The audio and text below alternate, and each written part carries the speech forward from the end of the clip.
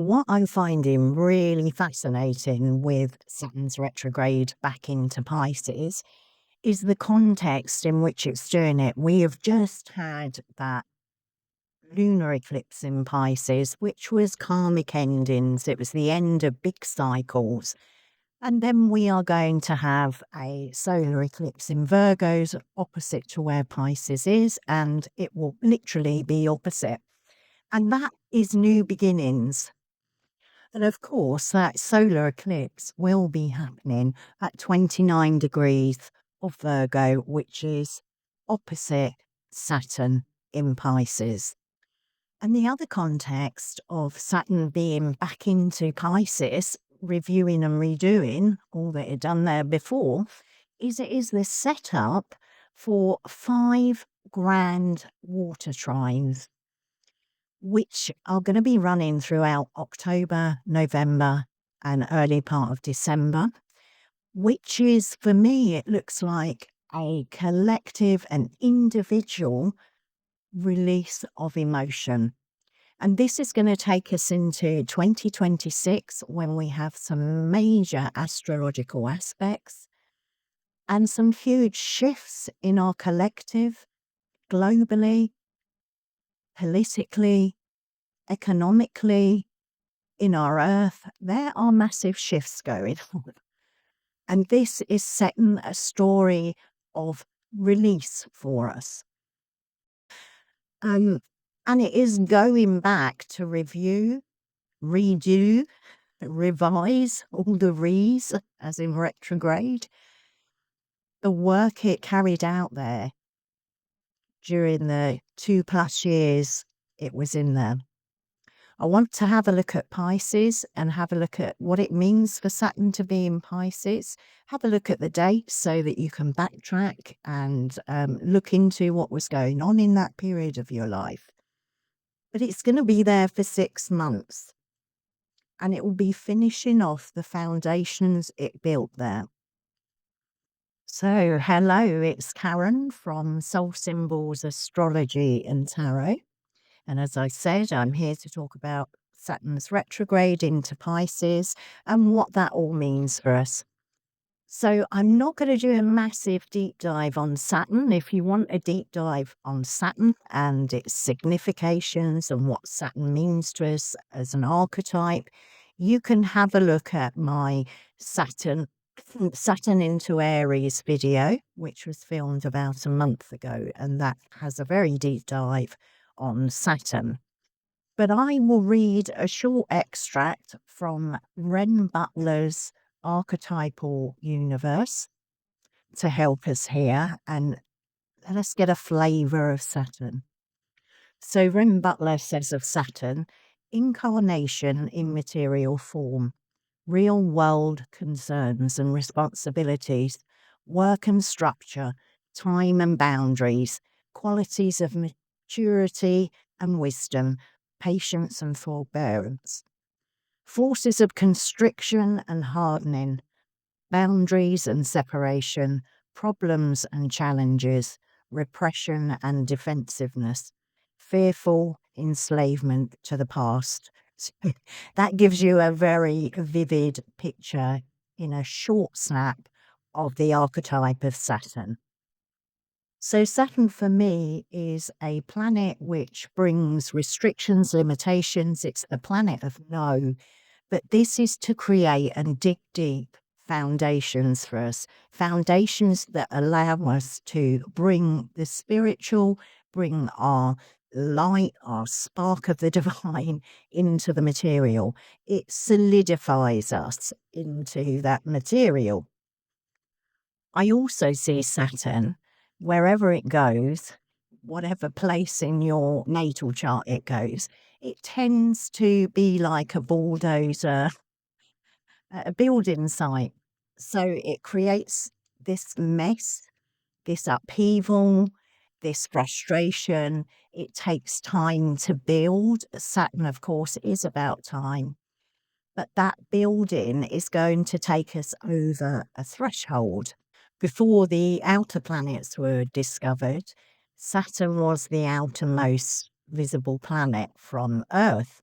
So he was known as the dweller at the threshold. He took the place of being observed by Earth, but also being on the edge of outer space, of the spiritual, of source, of the divine. For me, working with Saturn, there always seems a sense of us passing through Saturn, or of myself passing through Saturn and Saturn's lessons that he has. He is almost like the initiator into the spiritual for me personally.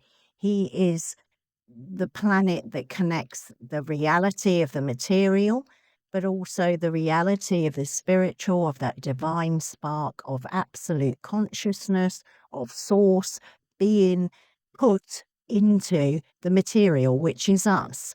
Saturn, by walking with Saturn, you can pass over that threshold. You can have that sense of wisdom, contemplation of the spiritual in the material, and how we as individuals and as a collective embody that. The Saturn in Pisces setting up these grand trines is also a collective and individual release of emotions. This is a collective initiation. It is a release of the old. Saturn often associated with the old, so a release of the old structures, our old patterns of behavior, our old ways of being, individually and collectively, and a rebirth, that pushing down the birth canal to bring us into this new reality. Now, this may need tears, hard work, and tears to labor and bring the newness in us, our new perspectives, our new patterns of behavior into being. If it's connected with our bodies, if it's in the first house. So just a small example is Saturn brings to bear the consequences of not exercising. So we've put on weight, we've become unfit, and we've got health problems. It's often at that crisis point that we really look at our pattern of behavior, why we're overeating, why we're neglecting our bodies. We can go in depth with that contemplation and see why those patterns exist. And we have the wisdom to break through that threshold within us, that limitation within us. It brings a broader perspective. We can release that old structure, that old pattern of behavior, and move into the new. Saturn is known as necessity. And Rem Butler says Saturn also represents the needs of the cosmic creative principle to initiate the laws of cause and effect, both in the physical and ethical realms. We have that pattern there of cause and effect. It's a hermetic principle as well. This is what Saturn will be doing for us. So let's look at Saturn in Pisces. Saturn in Pisces is looking for maturation, and in this placement, it can produce wise elders, those who've stood the test of time and learned both their strengths and weakness, learned the lessons of being redeemed through their failures. My mother used to have a saying, "This too shall pass," when I was in difficult times. That wisdom, that failure, that fall down can be brought into wise action, wise patterns of behavior. Those elders have regained possession of their soul through difficult and often prolonged circumstances. And this is where we acquire the gift of patience and resilience. It sends us deeper into contemplation, into questioning, into shadow work, into our souls. Here in Pisces, that mystical longing that comes with Pisces, the yearning, can be held whilst carrying out practical and sometimes what we view as boring, mundane matters, such as the washing up, this is what I find boring, the washing up, the hoovering, the polishing, those typical mundane things which support our lives to tick over. It's that Buddhist sentiment of chop wood, carry water, get enlightened, chop wood, carry water. So we can learn the wisdom here of holding that desire to transcend, to experience boundlessness, eternity, with the reality of life in our bodies, the material limitations such as time, physical decline, and the boundaries of reality, what it is to live in our body. Saturn in Pisces can bring the realization, and this is where the wisdom comes, that all things material are both sacred and divine. This is a way where we can bring that alchemy to things that appear polarized. They're not. All things, the material is sacred. Everything in this material reality is sacred and divine. It's infused with the divine. If you've got that view of a kind of animistic view of reality. So Saturn here also will bring, in Pisces, will bring the real consequences of escapism and excess that Pisces can indulge in. And that is whether it's spiritual bypassing to escape the reality, or addiction to drugs, or just consumerism, eating, buying, possessing. So we have some wonderful things, with Saturn in Pisces, but it does take this ability to hold two things that are polarized: material reality and that sense of mystical, divine, the boundlessness. Saturn is that, as I said, that dweller on the threshold. So this time with Saturn in Pisces over this 6 months can bring all those things, and can bring floods. It's a waterside, floods of emotion, where we feel frustrated, we feel a sense of life saying no to us. One way that we can work with all this information is to look back on Pisces and Saturn's time in Pisces, because this is when these themes would have been current over a long period of time. Saturn first went into Pisces in March 2023 and stayed there until May 2025. So it's that period of time where you would have noticed these themes playing out in different ways within your life. So go back. If you keep journals, it's easier. If you've got a brilliant memory, then you can have a look at themes that I've spoken about occurring, maybe manifesting differently, because it depends which house Pisces is in. It also depends on other planets you've got there. These are overarching themes. But from May until the beginning of September, it ingressed into Aries. Saturn is beginning a new story there, a new foundation it's digging up, and will rebuild for us and give us wisdom and patience and resilience. But between now and February 2026, it will remain in Pisces, reviewing, redoing, re-looking at, tying up the loose ends. There may be things we need to let go of, we need to expel, we need to redo, repattern. Saturn will make that clear during these next 6 months. The ruler of Pisces is Jupiter, and that's currently sitting in Cancer, where it's exalted in a strong position. Rem Butler describes the principles of Jupiter as impulses towards growth and expansion, optimism and generosity, tolerance and acceptance of others, broadened experience and integration into larger wholes, tendency towards inflation and excess. Spoke about that in Pisces. He rules it. Pride and arrogance, self-righteousness and a sense of entitlement. So in Cancer, Jupiter will be bringing us the care, love, nurture and protection, whether this be for ourselves, our partners, family, jobs, environments, etc. During October to early December, it will form a trine with Saturn in Pisces, which is an ease and flow between them. Think of it, they're both in water signs, so it's that flow of water, whether it's a gentle stream or a rapid. But there's that ease and flow. We need to get into that flow to benefit. They'll be mixed together in the water to bring about something new and refreshing. While Saturn is working to show us the realities of life, Jupiter is asking for growth and expansion, for us to drink the water and broaden our experience, to step out of what is safe and known.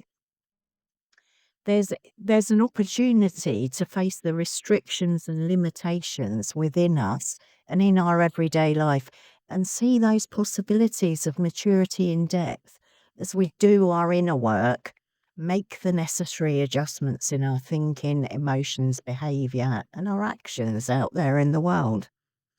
It's not necessarily easy, and it may incur those feelings of grief, loss, frustration, and perhaps require costly adjustments.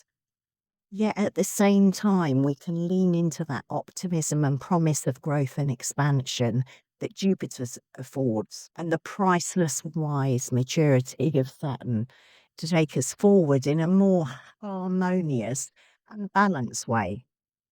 Pisces is the exaltation of Venus, which will bring us those energies through Pisces. During the period from October, there will be 5 activations of a Grand Water Trine as planets transit Scorpio and blend with Saturn in Pisces and Jupiter in Cancer. On the 27th of October, 2025, they'll be joined by Mars, that warrior, energetic, assertive, passionate, that enables us to carry out our planned actions dynamically, but with that commitment to harmony, perseverance, and integrity.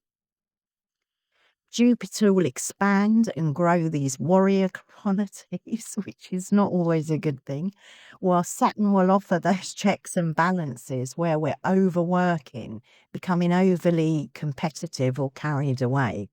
Saturn's main concern is to deepen our awareness of cause and effect and support us to deepen our connection with our souls, our authentic self, and build strong, lasting foundations.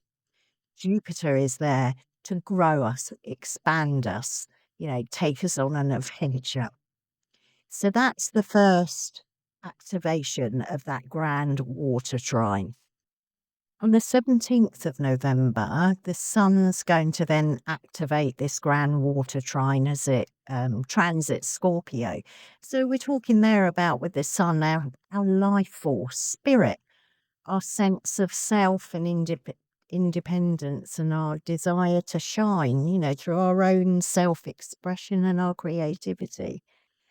That flow between all of those 3 planets will give us the opportunity to mature in our character and temperament, to work with any shadow of excess or self-inflation, and understand the true value of building integrity, honesty within ourselves and on our ability to grow. Saturn in this combination will seek to limit any self-grandiosity or selfishness or overinflation of ego, which we all have, whilst we can lean into Jupiter to support us to overcome our fears or limiting beliefs and ideologies that restrict our growth. 22nd of November, Mercury joins in. Mercury's in retrograde coming into Scorpio at this point, but it'll activate that Grand Trine. And that will support us in our thinking. It will bring ease and flow to our thinking, communication, bringing both that expansion to these areas and a thoughtful, mindful balance with how we self-express and communicate. And to our inner thought life, Saturn can bring rigidity to our thought life, to our philosophies and beliefs, causing obstacles to growth and expression. Leaning into the expansiveness of Jupiter at this time can bring oil to the stiff joints of the mind, to our inner critics and judges, and to any tendencies to be overly careful, or that fearfulness that results in indecisiveness and procrastination. But Mercury will return in forward movement to those late degrees of Scorpio, reactivating the Grand Water Trine on the 6th of December 2025. And then on the 26th of November, we have Venus joining the party, the last planet to join the party. And I'm going to read out of Rem Butler's about Venus with Jupiter and Saturn because I can't put it any better than Rem Butler. So he talks about a lovable and endearing integrity, solidly enduring friendships and relationships, a value placed on quality over quantity in one's social life, an appreciation of aesthetic balance, harmony, and proportion, a sense of relationship duties outweighing the fun, issues around sincerity or using others, over beautification as a compensation for insecurity, or a pattern of self indulgence followed by a rude sobering up again. And Venus is exalted in Pisces, so within this trine, it is very powerful in this grand trine. And I feel that this will be a beautiful complement of Saturn and Jupiter with Venus there. A beautiful complement that is going to help us sort out our relationships, our sense of beauty, aesthetics, our feelings of insecurity or, vanity, whichever side we're falling on. But there's going to be that balance and harmony, and this is going to be so important moving forward. And of course, this Venus comes before the second direct pass of Mercury that will translate, I feel, our way of expressing self-expression, be that through our image, our voice, whatever. It will help with that Venus before Mercury returns directly in direct movement to Scorpio. And the purpose of all these activations of this grand trine whilst Saturn is in Pisces is to prepare us, to give us an opportunity to work on our character, on our relationships, on the way we express out in the world, in order to prepare us for what's coming ahead. The grand water trines will bring senses of loss, sorrow, joy, maturation, growth, expansion. It offers the opportunity to experience the gamut of emotions and expressions. It is a work of preparation. It does start after the solar eclipse in Virgo, which I believe is a very big starting point, new cycle for how we are devoted and how we serve in our lives and how we manage our lives. Those are the grand trines, the activations. I will return to each of those grand water trines as they happen and go in depth, but I did want to give you an overview of the dates, of the sorts of energies, archetypes that we're working with throughout this ending period of 2025, because this covers right up to December, and we've got a doozy of a year in terms of astrology in 2026. So I hope this is helpful. I hope you can find things in there that can support you through the end of the year as we move into autumn and then the winter. Please comment and subscribe and do all those things that really help the algorithm and help my work get out there. And also, if you want a personal astrology or tarot or oracle, and I work with moon cycles, with your natal chart, solar returns, I do shadow readings and soul path readings. But if you pop on over to soulsymbols.co.uk, you can see what's on offer there. And I just want to say a big thank you to all my subscribers and all those who listen to me. It means so much to me. Bye-bye to you all.